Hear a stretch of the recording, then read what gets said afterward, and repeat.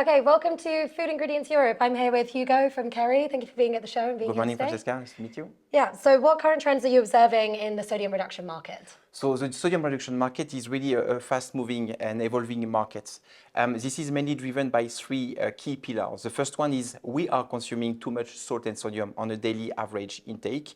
And then the WHO has published, so the WHO, the Worldwide Health Organization, has been published some new guidelines in order to reduce the salt and sodium content for your daily food intake, which can be in your chips, in your breads, in your processed meats. So anywhere you have some new guidelines published by the WHO over the past months.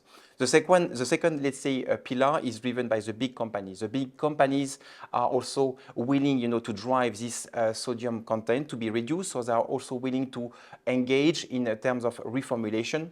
This kind of end products, the day-to-day products you are used to consume. So we could, quote the IFBA, which is a big association, alliance with big players such as PepsiCo, Unilever, and so on, committed, to reduce this salt and sodium intake by 2030. The third pillar will be the regulation evolution. You have also some, like local initiatives, which are like managed by governments, for instance, to have some tax on sodium content. So if you would see the three pillars, this would be like explaining how fast the sodium reduction market is evolving, having this kind of goal of reformulation and to decrease your salt and sodium intake on a day-to-day basis.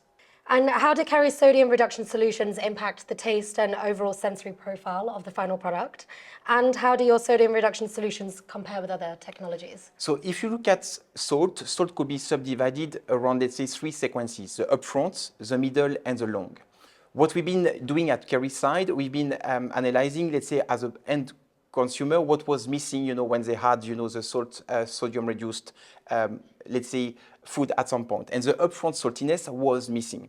So what we did, we created like new tools, new technology, thanks to our integrated vertical integration capability, working on different side platforms like fermentation, sweet modulation, extractions, peptides, in order to recreate the initial salt upfront that you will be missing as soon as your salt, sodium-reduced food will be consumed at some point. So we are now capable to really come back to a upfront, middle, and long saltiness and to integrate that solutions in order to have great taste, because a great taste remains the first key driver over your consumer behavior at some point. So we are highly differentiated compared to others because we've got this very much integrated again under IP management technology, recreated that upfront saltiness profile that zero other companies and competitors don't have as per of today. And how can Kerry help customers meet those future demands and regulatory changes related to sodium reduction?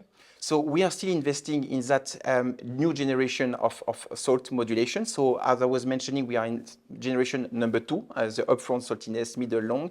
We are also now investing in the generation number 3 for even having like higher potent technology, modulation tools, better cost in use efficiency, and most important, to be even more calibrated by the end use markets. When I mean by end use markets, the solutions will be different. Either you're going to work on a salty snacks, for instance, and you could even subdivide by different taste tonalities like sour and cream onion, tomato, shrimp. All these kind of things will make your taste profile very much different as soon as the salt will be reduced. So we need to calibrate the technology based on that taste tonalities and understanding.